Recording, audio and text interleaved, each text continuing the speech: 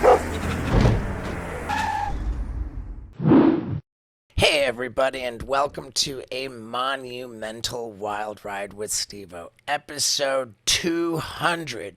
We knew it was going to be a big deal. We always wanted to get Sal Valcano from the Impractical Jokers, and it just so happened to work out with the perfect timing for us to record it on this epic cruise ship. The first episode ever done in front of a live audience, like an 1,100 seat theater, just about packed to capacity.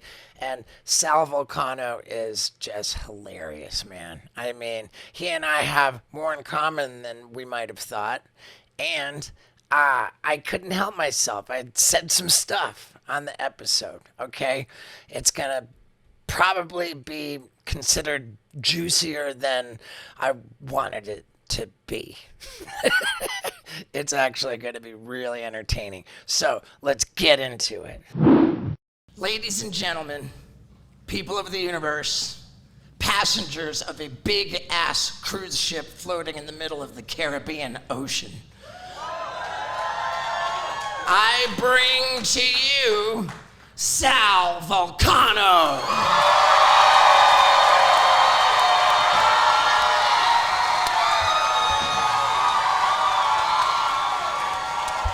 What's up, my man? What's up? And for those who are only listening and not seeing this scene, I have a six-pack. Yeah. You're hearing the sound of a live theater audience on the Wild Ride podcast for the very first time.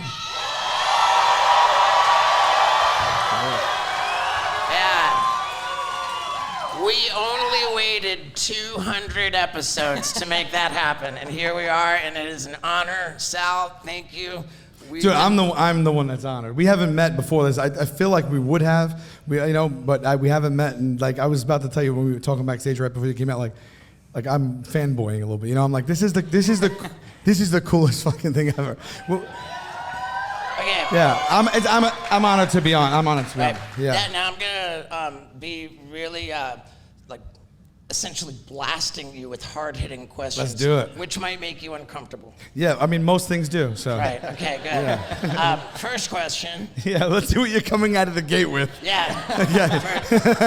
First question, and I think that the crossover fans of Impractical Jokers and Jackass Yes. will particularly relate with what I think.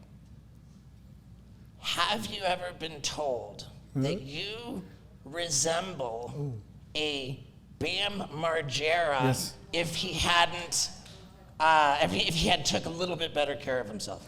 I don't mean that as a low blow. It's so funny to me that he just said just a little bit extra care of himself. Yeah. I'm a fan of all you guys. I have been told that. Yeah. I see it. I see a total resemblance between you and Bam. I really have been told that on a few occasions. I'd say like maybe 5 times in my life. And I'll tell you, one of the people who told me that was Eric Andre. Yeah, how about that? I swear to God, like when the first time he was on our show, he just was like, "You kind of look like Bam Margera." You do big time. You Really? look like what Bam should look like right now. and I've always loved Bam from the very beginning. I was just so jealous of his ability to make compelling and hilarious footage out of anything, anytime. I always had to like put something on the line or be really gross or barf or get hurt. And Bam could do it all. And he was better at skateboarding, younger, better looking, and richer, everything. He had to do this because he started off with just shitting on Bam's face. Exactly. You're like, Bam, you look like if they reanimated Bam, his corpse and you got blood again, you came back to life. But let me tell you, Bam's such a great guy. Right. Okay. Maybe that was a hard-hitting question. Yeah, that wasn't hard-hitting. It was hard-hitting Bam. I didn't know.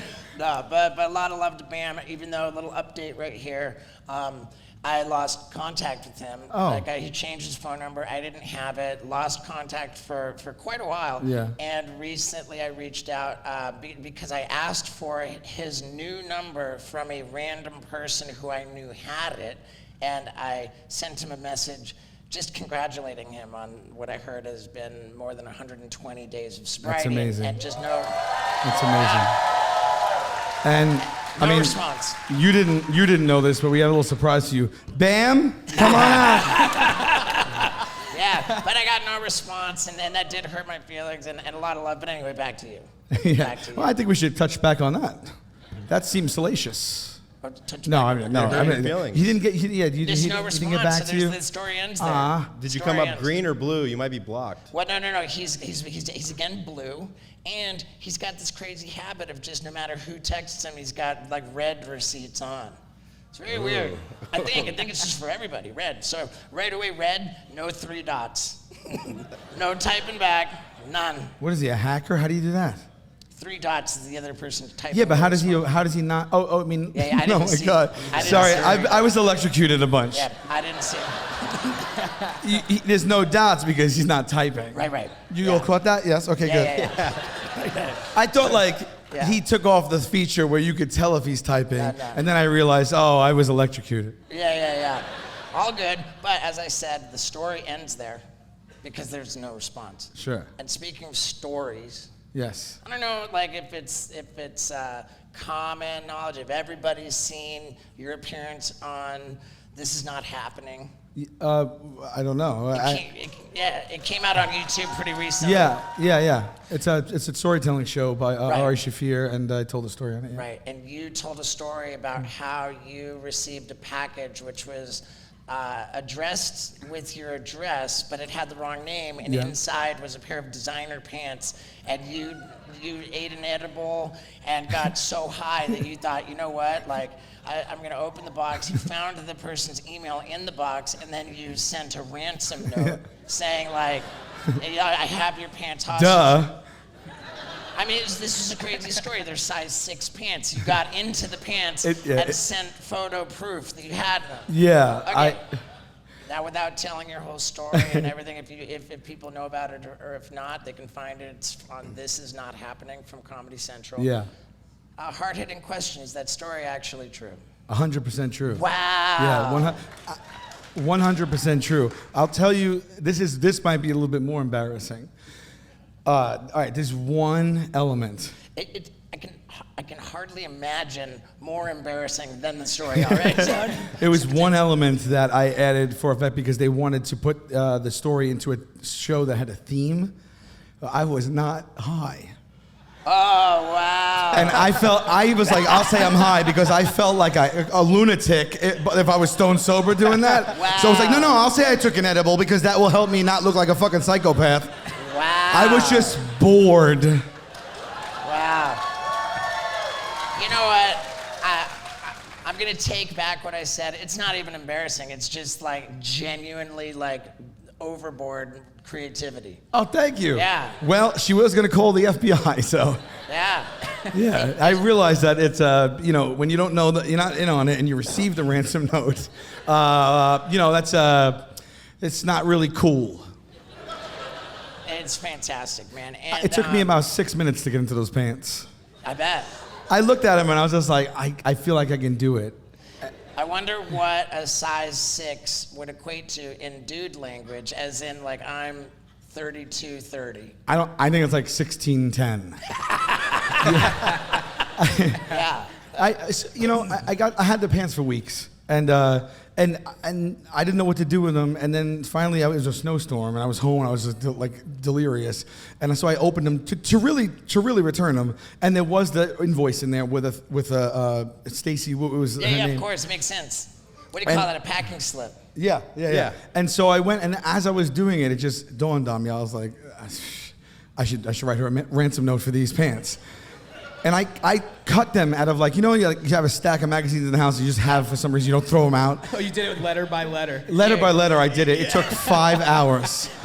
Dude. 5 hours. Bro, he cut out letters, like each letter to assemble the words, and it came out to 18 pages. Yeah.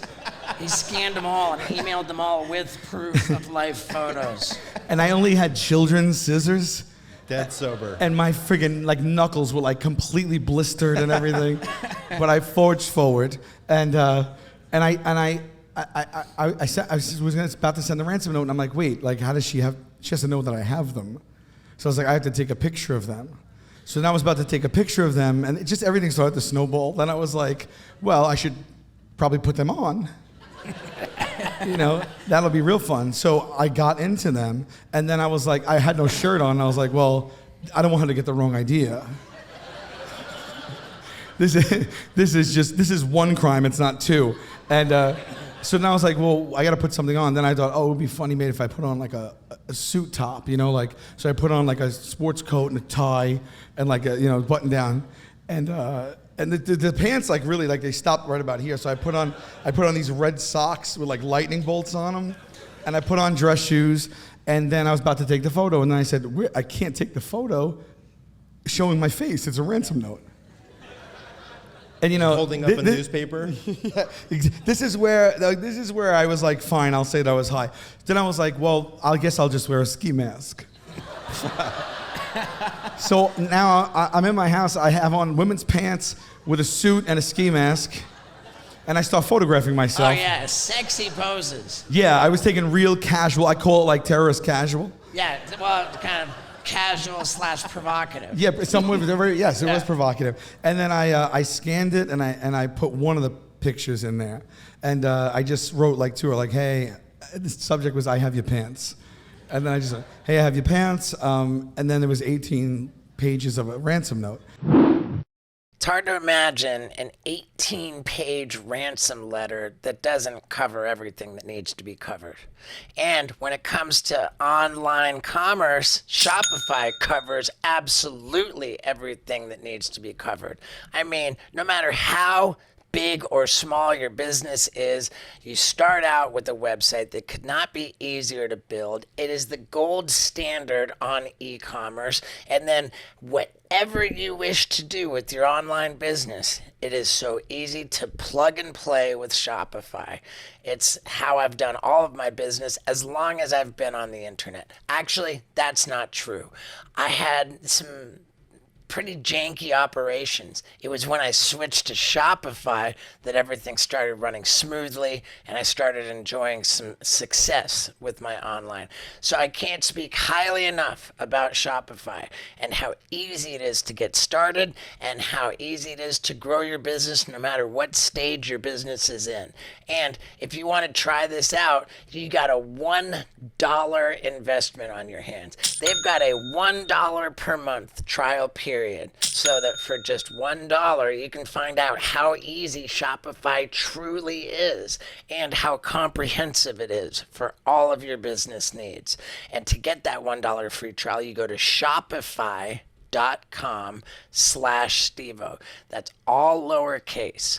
Shopify.com/Stevo, again, for a $1 per month trial period, so that you find out how you cannot go wrong with Shopify. It is the one-stop solution for all of your e-commerce needs, and you need to try it. Now, let's get back to it. I was making demands like she has to get me Skippy honey peanut butter in a duffel bag that's unmarked. I was high, and Yeah. And I sent it out, and the next morning I went to go check it, and she had written back, and she was like pissed off, She was like, I don't know like what this is about and who you are. She said, this is creepy. Yeah, she said this is creepy, This like is a creepy. I man don't know wearing who my you are. pants. And then it dawned on me, oh, that is creepy, But a man wearing my pants and like sending me a ransom note, I don't know how, whatever. And she's like, I want this corrected, and I'm gonna, I will probably contact the FBI now. She wrote for harassment and possible terrorism. Yep. And I was like, is it terrorism or not? Like, that's not gonna hold up. It's not gonna hold up in court. Any reasonable person like profusely apologizes on the spot. Yeah. And this fucking lunatic writes back with more photos. Do you think I'm playing games?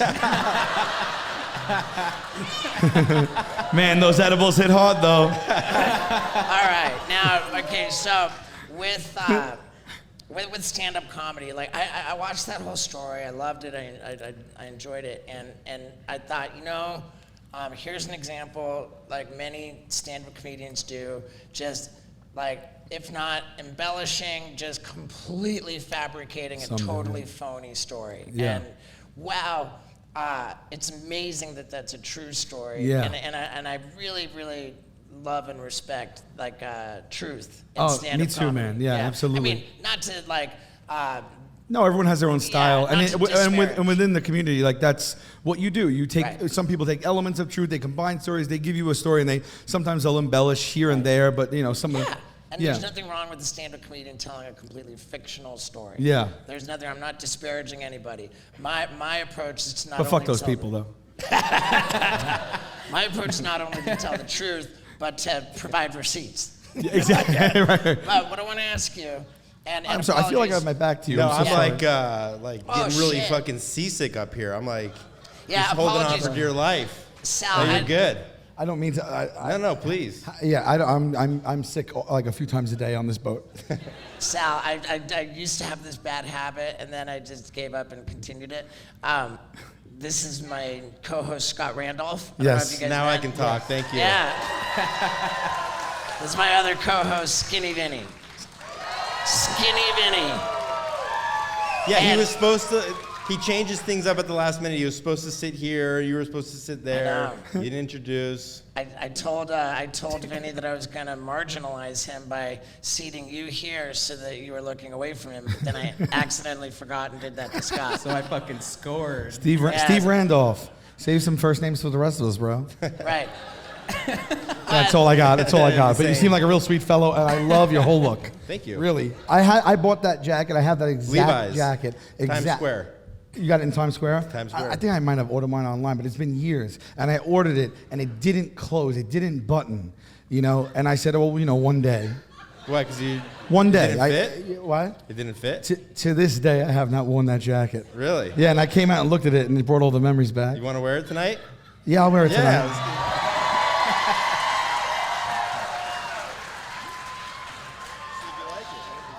I love it. I love it. Well,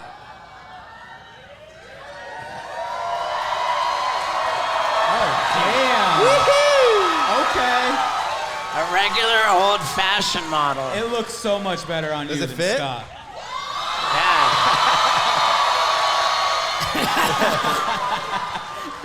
Scott, I think I know what you're gonna say right now. That he looks better than me? Well, that it's a gift. It's a gift. Yeah. It's a gift.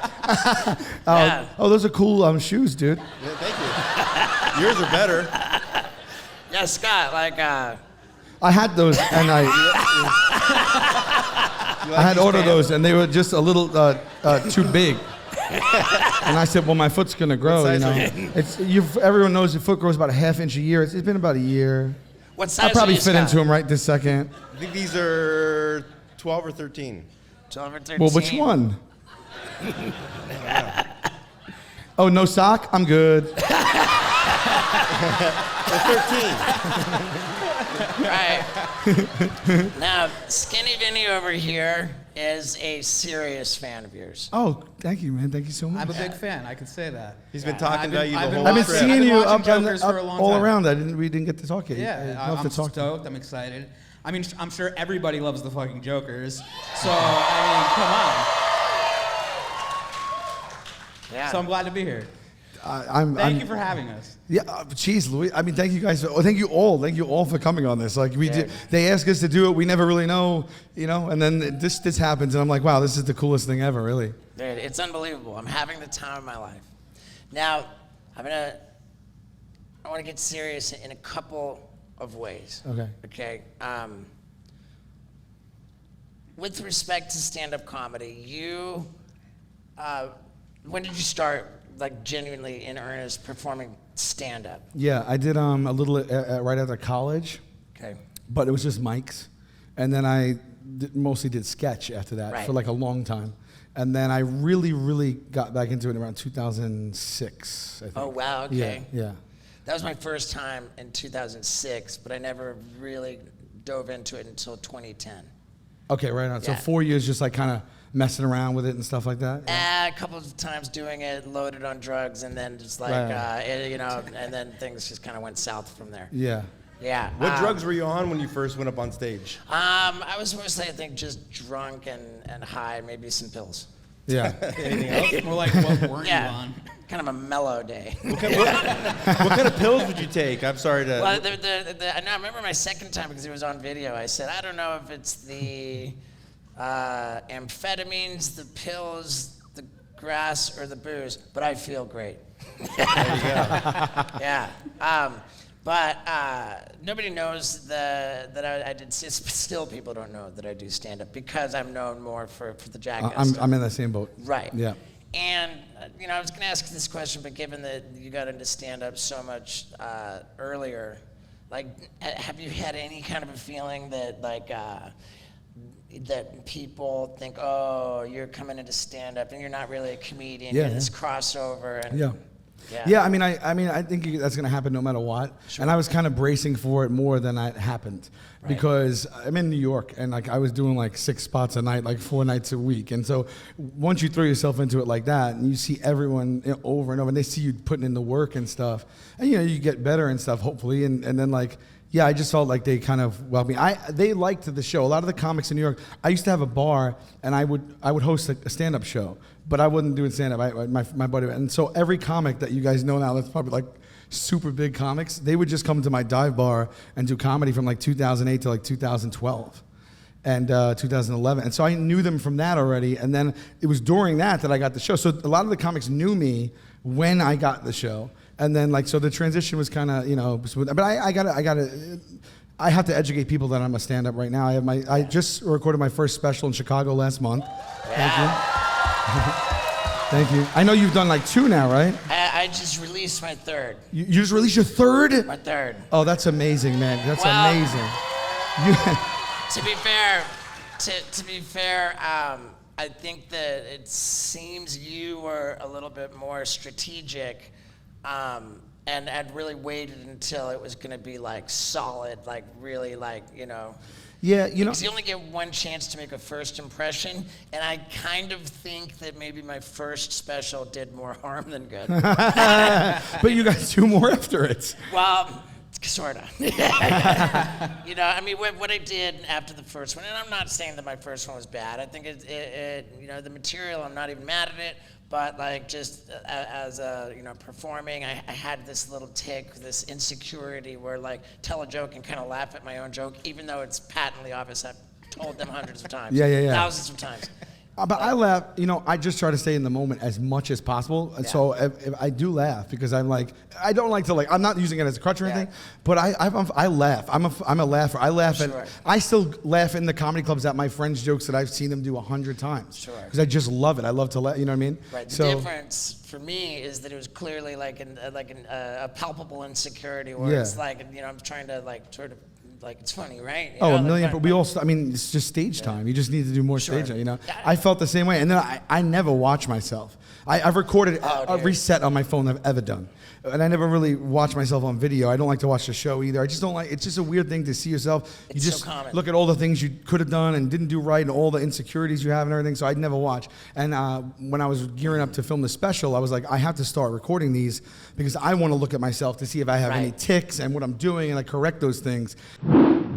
Amen to that. It's so important to always be working on yourself and striving for your goals.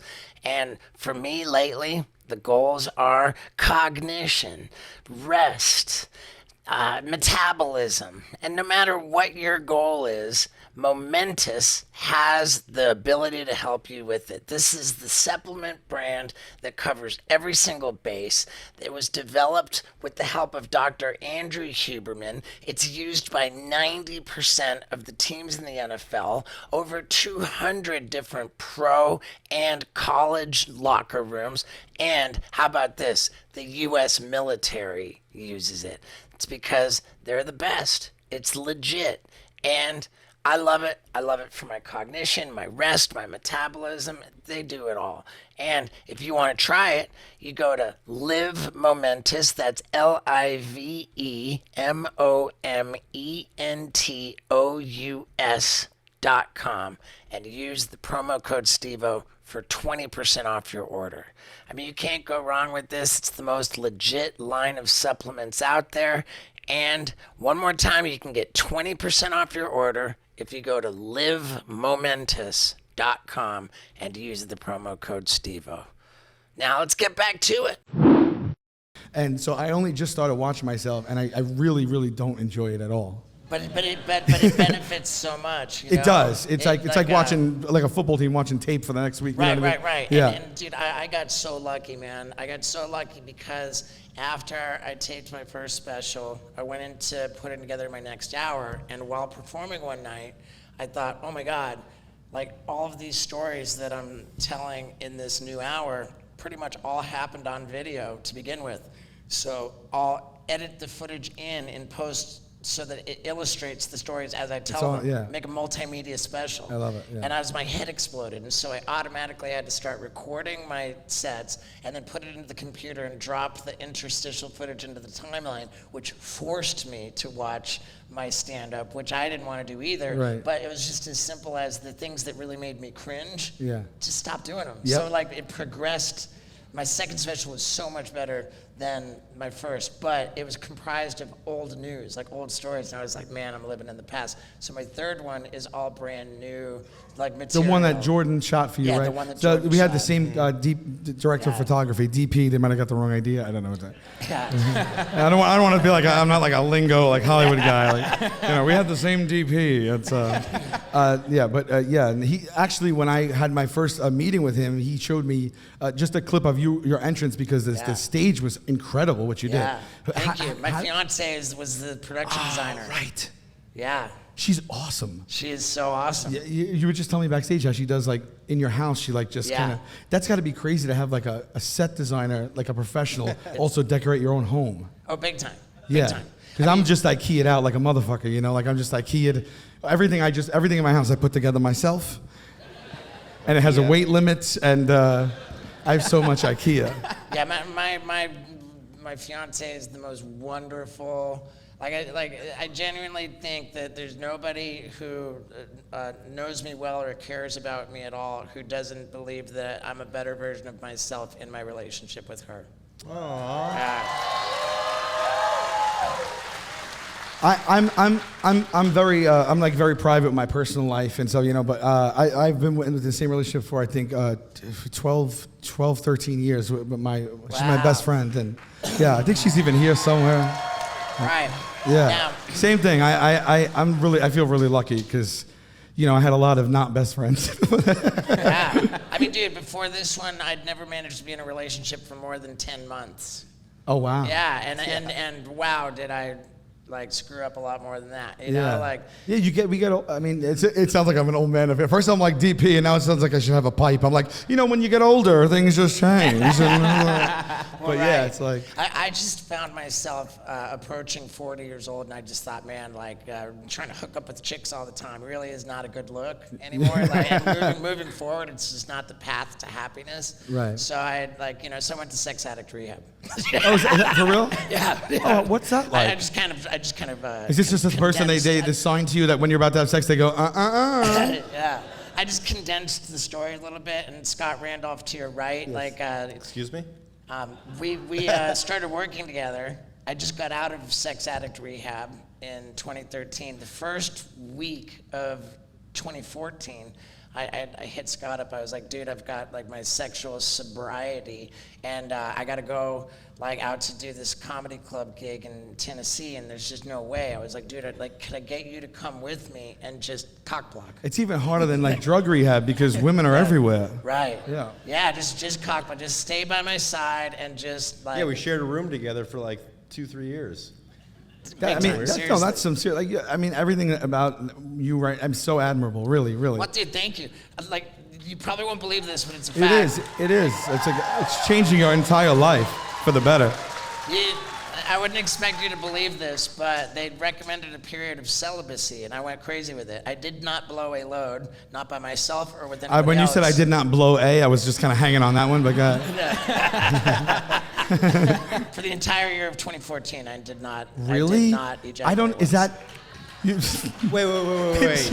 You didn't ejaculate in I did not 2014? ejaculate, yeah, I would WebMD that because I don't know if that's smart either. Elvis. What's happening on the inside? Elvis did not leave the building for the entire year of 2014. Did you take a picture of your balls that year? I took a picture of that load after the first one. But why do you say the entire year? Because you actually went 431 days. I went a total of 431 days. What did that first load feel like? Yeah, it's like, take us back to 432. I'll tell you, and I'll also color this in. During the period of celibacy, I told Johnny Knoxville about what I was doing, and he said, "Whoa, man, dude, like that's." Like watch out, man. Like not ejaculating. That's going to put you at serious risk for prostate cancer. Really? And I said, Knoxville, I'm pretty sure that if jacking off was the cure for prostate cancer, nobody would have it. Not one person in the whole world. But after 431 days, it was unimpressive. I wanted it to be just like a fire hydrant got hit by a Mack truck, you know? You were in Austria. Did the person? How I know that? Because he sent me the picture of the load all over his chest. He's laying there in bed in his boxers and he's like smiling and it's just all over his chest. Yeah, well, it was more my tummy. Oh, I thought it was the first time you had sex again. No. Okay. I cranked it out. I was going to ask you, like, did the person know that they were the person? No. Okay. Like, it would have been a lot cooler of a story if it wasn't me by myself. What was it about that day? Was it like a really good commercial or something like that? I had been taping this reality TV show for British television we were in Austria. The thing was called The Jump, and it was celebrities competing in winter sports.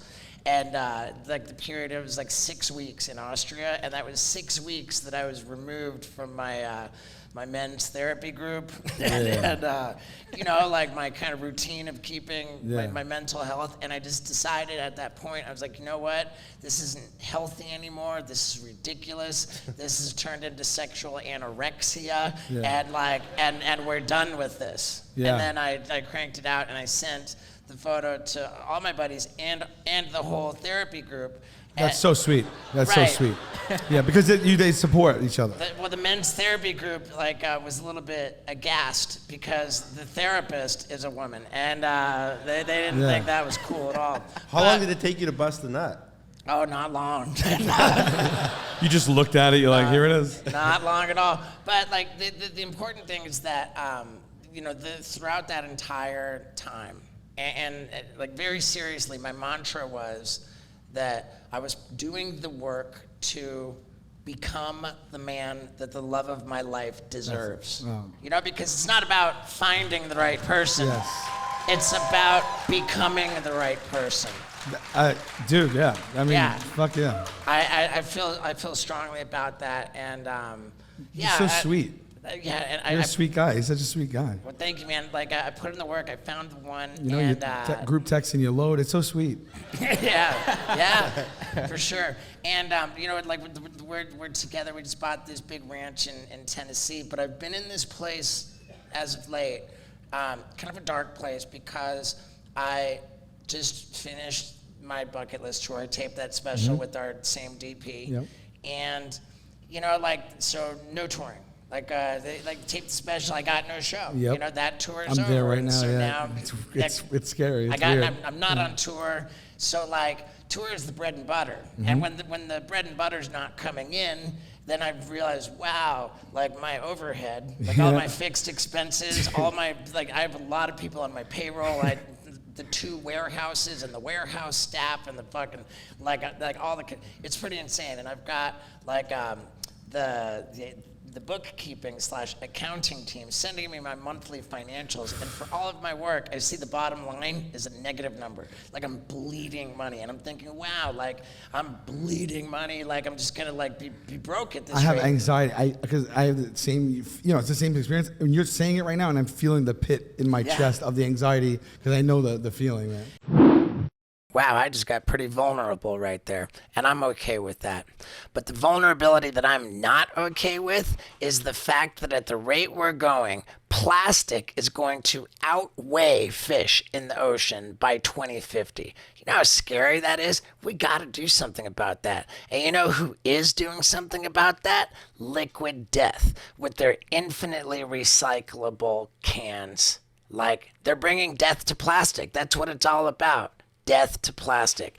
And the cans just happened to look like beers. And the night before I got on this cruise, I was trying to go into Denny's, drinking a Liquid Death, and they were like, "You're not allowed in with that beer." And I just thought, isn't that cute? So I pounded it, recycled it, and headed on into Denny's. There you go, man. That's what it's all about. It's just feeling good about doing the right thing. That's what Liquid Death is all about. And if you go on Amazon Prime, you get free shipping for their mountain spring water, their flavored water, their iced teas. And if you want to really support the podcast, you go to liquiddeath.com/Stevo and just check out all the great stuff that they have. I love the company. I stand by the company. And I want you to as well. So there it is. Support Liquid Death. Check out all their awesome stuff at liquiddeath.com/Stevo. And let's get back to it. Yeah, and so then it's like this, like I think it's that we have a strong advantage because we are creative people and we have like powerful imaginations. But when our imaginations turn on us, and then like we kind of I get the idea like, oh, you know what? Like, man, I had a really good run. I was on a like pretty upward trajectory in my career, like shockingly, like into my 40s, like close to 50. And then I peaked, and now I'm just in free fall mode, man. I'm in free fall, like I'm over with. Oh my God, what am I gonna do? Like, I've got these plans for my next tour, and I don't know if they're gonna blow up in my face, and then I'm gonna really be over. But like, I've just been in this like place of kind of fear, and you know, like whether it's rational or not, like it's real. It's really been scary. And like, because I came on this cruise, like by contract, I had to bring a 1 hour long performance to this stage. Right. And it was like, dude, I wouldn't have put together an hour show unless I had to. And because of you, I had to. And like, I just sat down with the gorgeous Paul Brisky. And like we just like we shot the shit. I was like, okay, what if I make a whole show like as a journey through everything that wasn't allowed on Jackass, everything that got taken down by YouTube, just basically everything that just cannot be like the only way that people can see it is because I'm gonna physically fucking bring it to them. And which is a great them, idea. You know, like, yeah. I mean, if you especially it's a. You're engaging to anyone who doesn't even know you. You're such uniquely you. But if for a fan too, that kind of thing is like we eat it up. You know what I mean? And the fact that I had to put that show together, the fact that I did put that show together, like last night and the night before, I performed that show, and it means the world to me that you were there for it last night. Yeah, of course. Of course I'm going to support, you know. Man. And I didn't know at first that that's what you did, and then when you mentioned it, and I was like, holy shit. Like that is the most stressed I ever got, I ever get in terms of like live performance. Like when I'm out of material, or like sometimes they have to put tickets on sale like 6 months in advance. And you have to. That's like the way that it works. You can't just put a show on sale like in a week. And sometimes they put them on sale when I don't have anything yet. And it's like, it's 6 months of extreme stress, like literally nightmares of just like, I'm not gonna have anything, it's not gonna be good enough. I always feel like I'm imposter syndrome. Like I always feel everybody's like, all my peers, like everyone's better than me. Even younger comics, they have so much confidence. You know, I don't really have confidence. I have fun and I believe in something once it's proven. But like really, I'm not that confident. You know, like I'm, you know, so I'm like kind of shy if I'm not on stage, you know what I mean? So. What size venues are you doing? Currently? Like, when you put together a new show or right now, anywhere, you know, on the low side. I'm so lucky. I'm doing theaters right now, so, you know, maybe 12,000, 1,200, and on the high side, maybe 3,500. Yeah, like that's somewhere good. in between there. In good markets and, you know, whatever. But So 1,200 to 3,500. it depends on like the market or whatever, you know. Yeah. Yeah, but and then what about this? What about? I mean, I know this is a lot of inside talk, but like you get the ticket sale reports. Yeah. And that's like just looking at like it's so stressful. Oh, dude. It's a big spreadsheet and it has Yeah. every show. Sometimes we book 40 shows and it has 40 shows and how much the theater holds and how many have been sold. and then next to that, the actual percentage. Yeah. And you're just looking at like 11%, 17%, 18%, and I feel the same thing. I'm like, it's over. Right. It's over. No one's coming to this. I can't go forward selling 10% of the tickets. Right, and you know what's even worse is that when you graduate to theaters, now it's actually not just like the email that you get privately from your team. Now it's on your website. There's a link to the show, and anybody in the world can click the link to the show, and a seat map is now going to show up with the seats colored in that are seat map, sold. dude. Yeah, The like we fuck- are that's, that's how I also look, because sometimes I'm like, let me see what it looks like on a seat map, and I open it, and just so many open seats, and you're like, oh my god. But you know what's crazy is that even when the seat map is so mortifying, like it actually doesn't look that bad in the room. So, you know, like the room. Yeah, actually, somehow they kind of make up for it in a way. I don't know, Yeah. but yeah, we have the same exact experience. I think it's good to have fear, though. For sure. That's a motivator, you know. Have you heard about the theory that anxiety is what makes greatness? That's good news to me. Yeah. I am a basket case, bro. Well, I am a basket case, basket really. case, for Yeah, sure. yeah, I am, really. Okay, how about this? Let me ask you this. Does it make you really uncomfortable if somebody asks you, "Are you happy?" Because that question for No, years. I'm happy. I'm a happy basket case. Wow. Okay. I'm so thankful. I don't know how I got here. I don't take it for granted. I have so much love in my life and so much inspiration. I'm a basket case, but I feel very lucky. You know?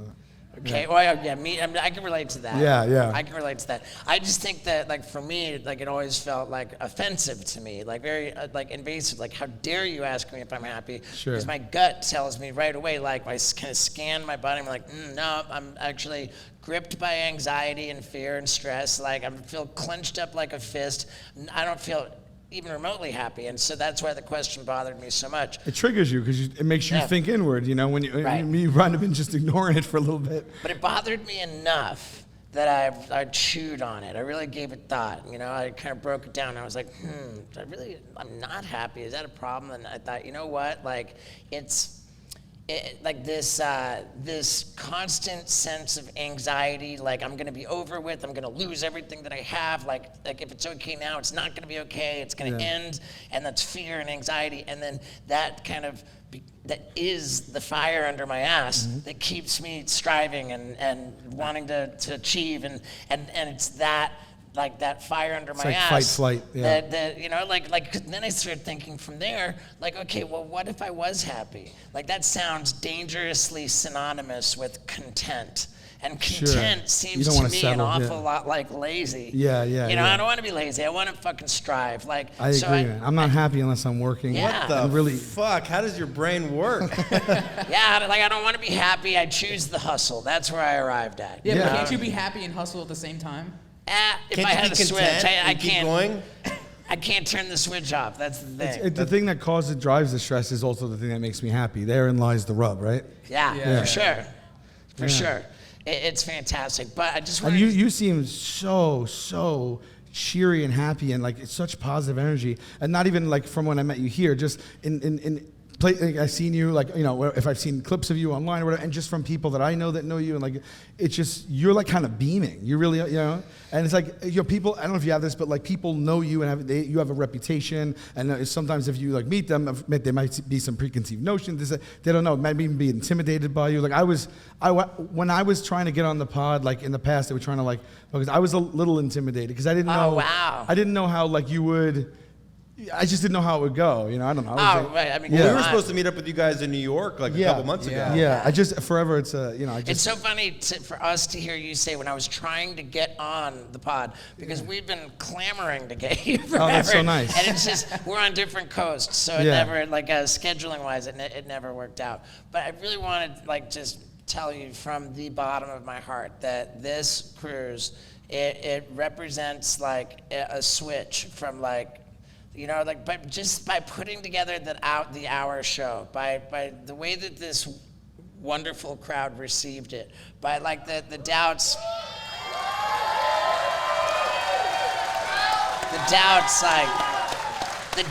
that I had about the plans I have for the future, whether they're gonna blow up in my face, like I figured it out. I'm like, you know what? I'm gonna be good. Like I'm gonna be good. A weight lifted. Lifted. That spark and inspiration will drive you now. Until we bomb, then it's like we don't belong here again. Yeah, right. I went from this dark place of fear to like this joyful place of just abundance, and it's all because this fucking cruise. That's fucking man. awesome. Like, That's awesome.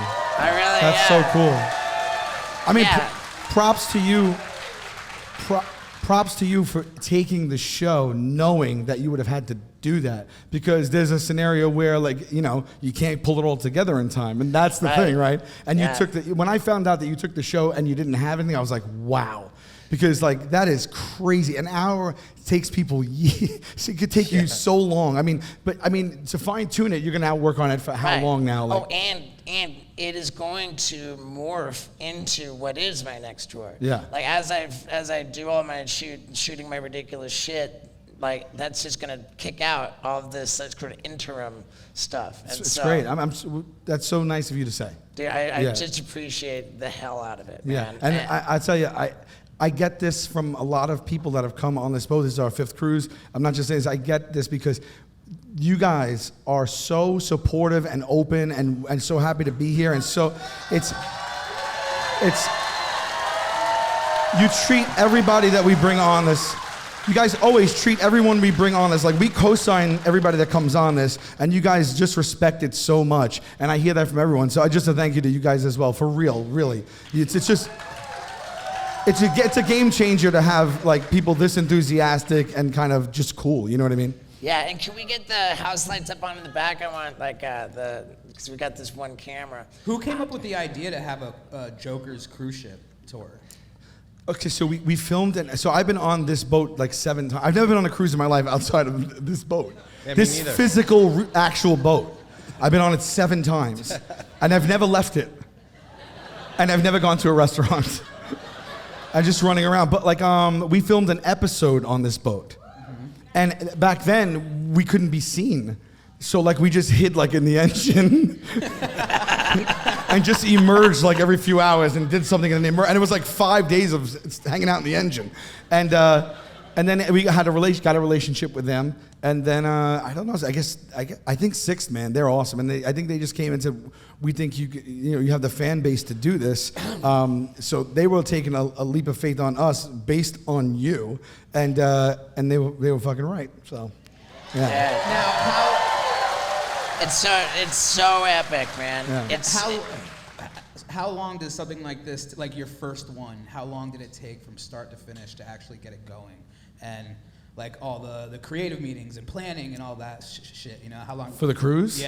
Yeah. So it was 2 elements to it. One, the people that run this thing called 6th Man, they do a lot of these, and they are professional, and I'm impressed every year that I come here. They had just got it down. So that was really good having a partner like that. But then, yeah, we have to it's also by committee. You know, everyone has their own opinions, and everyone's equal opinions. So it's not like I'm just doing it myself. So if I want to do something when someone else doesn't, or it's a whole like kind of, we have to work through that, and that's even how we make the show. We make the show by committee, you know. So but it's fun. It's a fun thing. It's like, what can you dream up? Like this was not like anything else, because they say we'll give you this budget and like bring us what you want. And I was like, wow, it's like a blank canvas. And I immediately wanted to make it like a stand-up comedy cruise, you know, because not only do I love that, and I wanted to see comics, but like.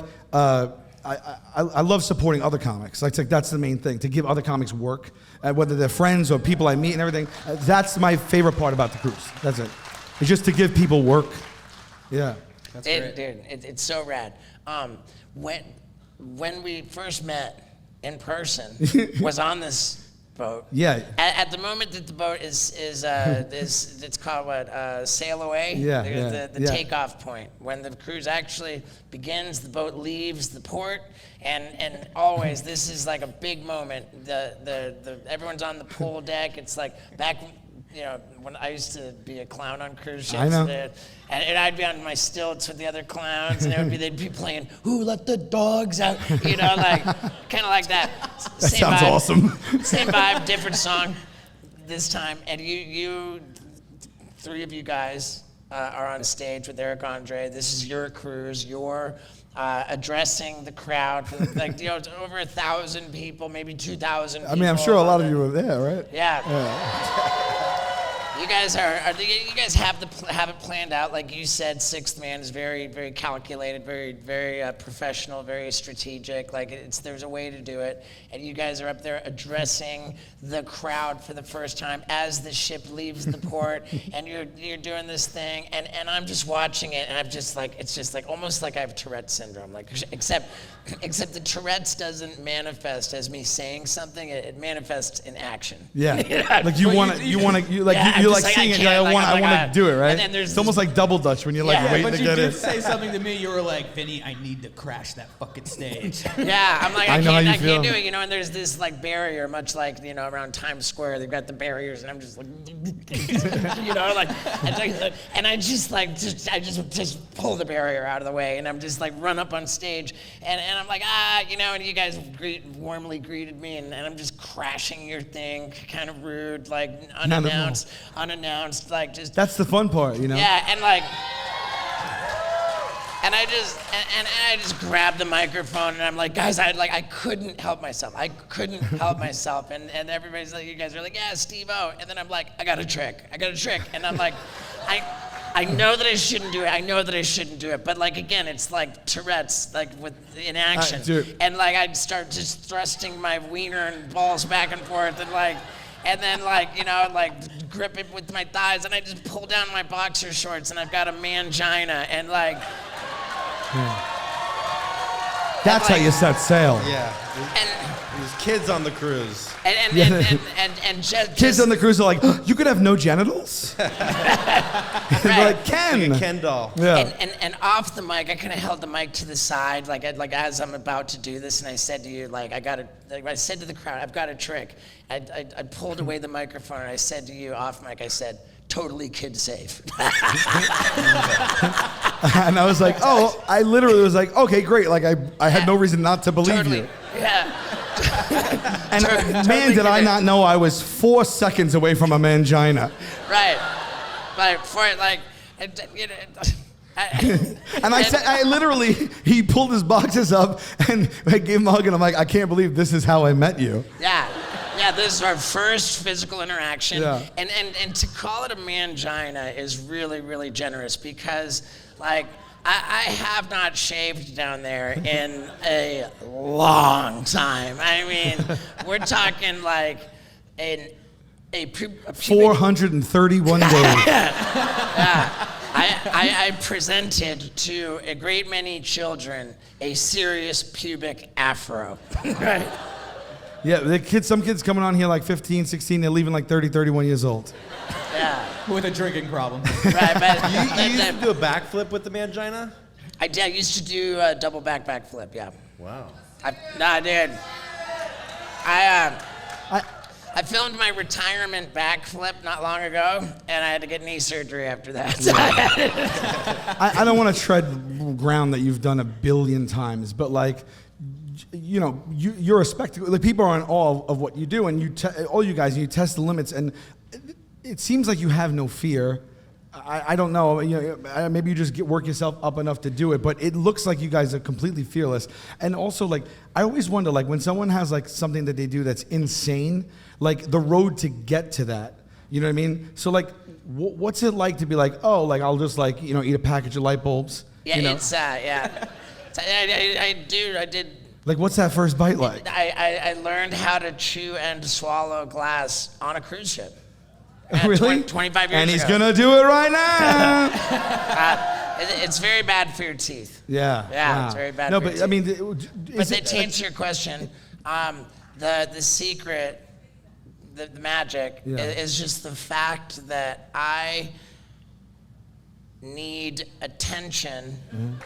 Well, my need for attention outweighs my need for comfort and safety.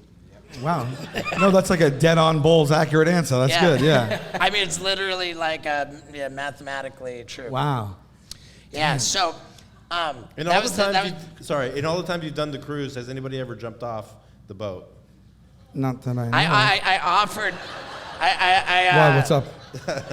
You're looking at him over there. I told the company people. I told the Sixth Man, which is the company that puts on this thing. I told the brass that for them, I would happily jump off the ship, but if they don't want me to do that, like, hey, I'm a pro. Did you really do that? I offered my services, but that's crazy. But I said, but if you don't want me to do that, hey, I'm professional. It's not going to happen. All right, and then they had a full meeting to determine, and they came out with no. Yeah, I mean, I figured like it would be kind of. It was like a 12 Angry Men. I love to get headlines. I'm a big time attention whore. Like jumping off the ship when it gets to the port of Miami and being arrested by the Coast Guard, like would definitely get some news. Yeah. But there is also potential for that to burn a bridge with the Sixth Man, and I'm just having so much fun. I will not jeopardize that relationship. Yeah. I'm dying to come back. I'm dying to do more of this. I think we should have a Jackass cruise. Oh God, that would be crazy.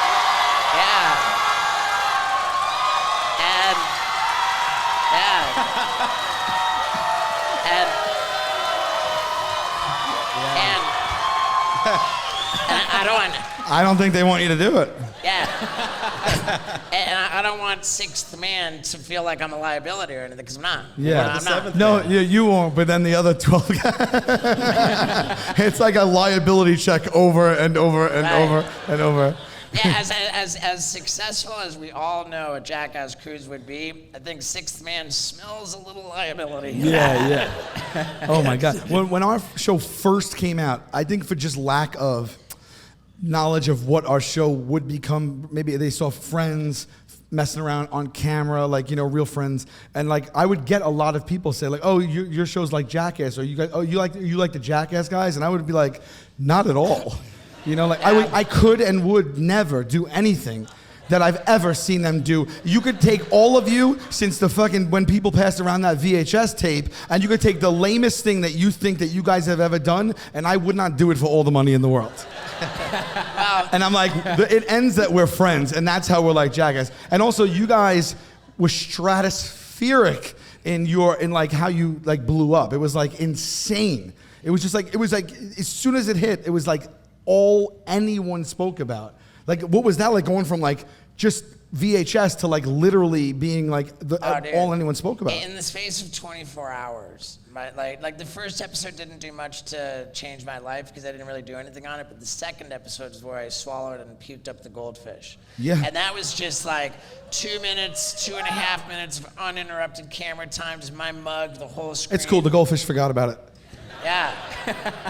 I had to do it. The day after the goldfish aired, like my life was radically different in that 24-hour That's period. insane. Yeah, a 2-minute, your life radically changed from one video. People see one video. Yeah. That's a wild experience. Yeah, I mean, it was totally insane. My favorite fact from that is that like when Steve did the goldfish, he was so camera shy that Knoxville had to talk for him.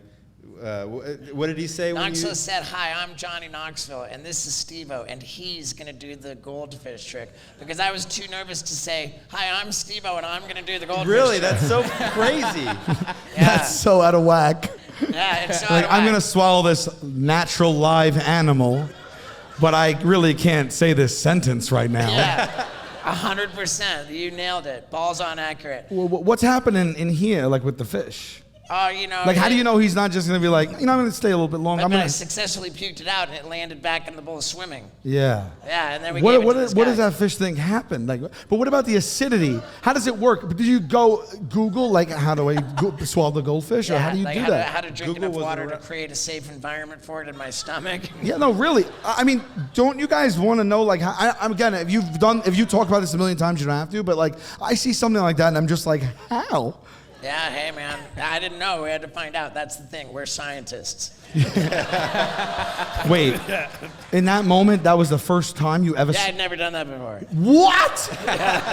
What? Yeah, and I had come up with the idea like more than a year prior to that, and I was like, dude, I know this one's gonna be a hit. I'm gonna save it, put it in my back pocket, and I did save it, and it was the first thing I filmed for the Jackass series, and my hunch was correct. Wow.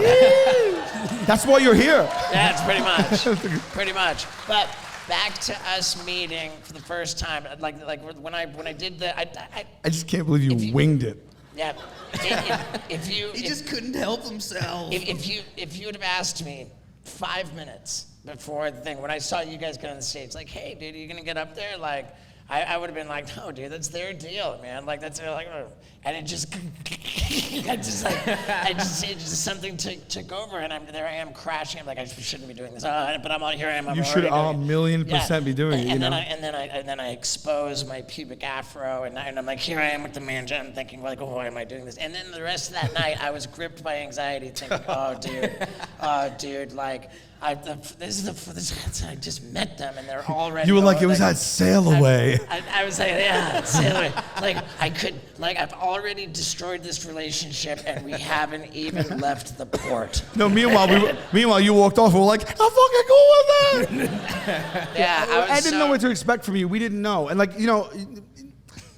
when you don't know someone, like, and we bring people on we don't know, you don't really know what their vibe is. You don't know if like they're just gonna do their show and then be like away, or they're really gonna mix it up, or what they're gonna give back to you. And again, it's intimidating. You're intimidating. You've been like, but you are. And so like I didn't know when you booked it, like how it would play out over these days. Oh, that's embarrassing. We'll edit that out. Please edit that out.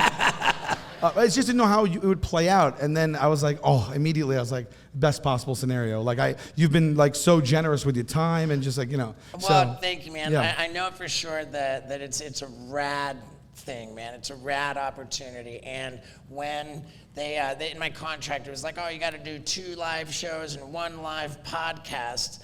And I was like, oh, like that all? I said, can you please send a message to them that anything they want me to be involved in, my answer is yes. Oh, wow. No matter what it is. That didn't get to us. Yeah. And that's what I said. And all the 6 man came back with it was like, oh, could you host a belly flop contest? That's tomorrow. Yeah, we're doing Truth that. or Dare? I think we're doing it. I think. Oh, are we gonna do the belly flop contest? Yeah. I'm gonna try to keep my whole body Tourette's in check. Like it's. I personally will be fully clothed and not belly flopping, but I cannot promise anything here. You don't have to worry about any nudity. That I'm good with. Okay. You don't have to worry. I'm about not worried. Yeah, you don't have to worry. You don't have to worry about any nudity. And I think that anything I might do is not even illegal on any level.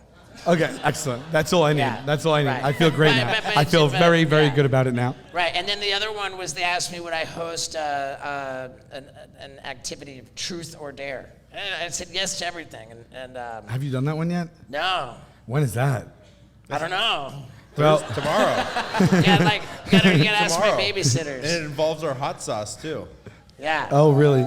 All right. So then, if it has to be tomorrow. Yeah, it's gonna have to be So maybe tomorrow someone will jump off the ship finally. Right. And I honestly wish that they would have asked me to do more because honestly my answer is yes to everything. Everything. That's so cool. And on top of that, I have not eaten one single meal in the on the talent level. Yeah. Like there's The this friends and family. there's a as far as you guys know, there are 13 floors on this ship. But the reality is there's actually a secret 14th floor, which is not accessible. Not anymore. Yeah. You make it sound like we're Batman, but anyway. Right. And on this 14th floor, which you need a special key to get into, like there's a whole like private talent. Like I've not even sat down there for one single meal. Every single meal I've gone to the buffet with all of the people. And I did. Hey, we have a hard out at 11, and it's 11. Okay, I hard out have at one 11. last question, please. And I'm sorry to do this to you, but I'm dying to see this in person. I need to see your Jayden Smith tattoo. Oh man, I don't know. I'm sure everybody else wants to see it too. I don't know about if the pants I'm wearing will allow me to do it, but I showed it at the show. All right, I have an important question. Do you want to see the 15-year-old or the 21-year-old? Whoa. 21-year-old. All right.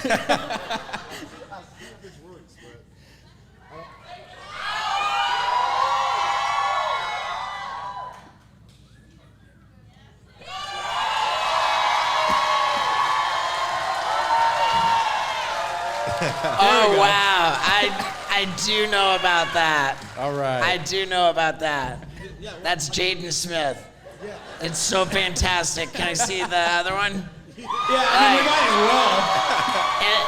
well. Is it messed up that I didn't know if that's the young or the old one? Like, and it's not because it's a poor tattoo. No, this That is when he kid's was just a amazing. boy. Wow, that's the young one. Fantastic. All right, guys. Sorry to Okay, do wait, that to you, brother. I know we gotta go. I know we gotta go, but I want to say one last thing. It's important that you hear me say this. When Joe Gatto left, you started having celebrity guest Yes. episodes of Impractical Jokers. Yeah. And I seem to recall that I was invited to be one. I believe And so. I just think I was on tour at the time. Man, Yeah.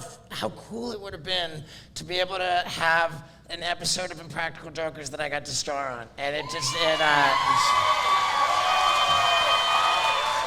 needs to happen. it breaks my heart that didn't happen. Well. Maybe beep this part out, like when you put it out. Okay, tell me after. Okay. Tell me after. Now. Oh no! I'll tell it now. I just mean like I don't know if I wanted to go out to the world. Okay. But Wow. I'm not supposed to. So. Yeah, I'm not supposed to say that for whatever, like they, because they don't want to get out because they want it to be a big deal when it finally gets out. It helps. And I can see Scott's anxiety from us not being for our heart Okay. out. But I promised you I was going to ask this last question. Yes. I saw a clip where you came out as gay. Okay. As gay. You said, I am gay. That's true. That exists. Yes. The clip exists. 100%. But yeah. in fact, you were fibbing. You're not actually gay. No, I'm not. And you thought. But I understand what people think. I know what I look like. Right. Okay. And I'm really into fashion. Like, yeah, if I saw a guy walking down the street in like a really nice suit, I'd be like, those are some smart slacks. Should I suck that guy's dick? But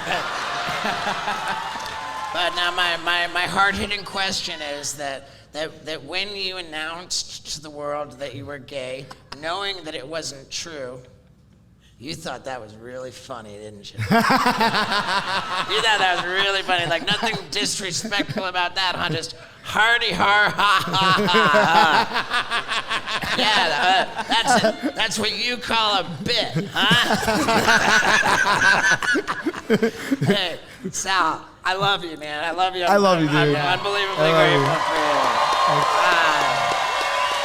I love you. I love the Jokers. I love Chrissy Wissy. And Awesome. Man, DeStefano's just man, what a Yeah, champ. Stefano's the best. We'd love to have you on. Let's please. go. Let's do it. Oh, Lino. dude, Okay. please. Yeah. 100%. Guys, it's been a wild ride, baby. Come on.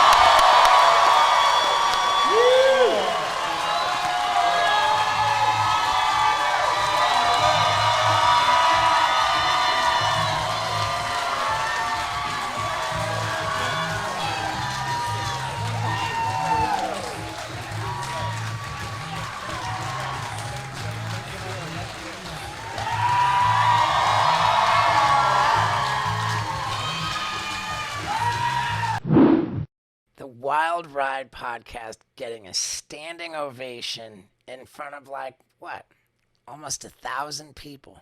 That was insane, dude. What an episode 200. And how awesome are you for sticking around to the very end of it? Man, I love that we did something new with the thumbnail, with all that. I love Sal Valcano. We had such a good time on that cruise. And I think, if I'm not mistaken, we've got the video to put up. Yeah, man. It's exciting times, and you're the best for sticking around. I love you. Thank you.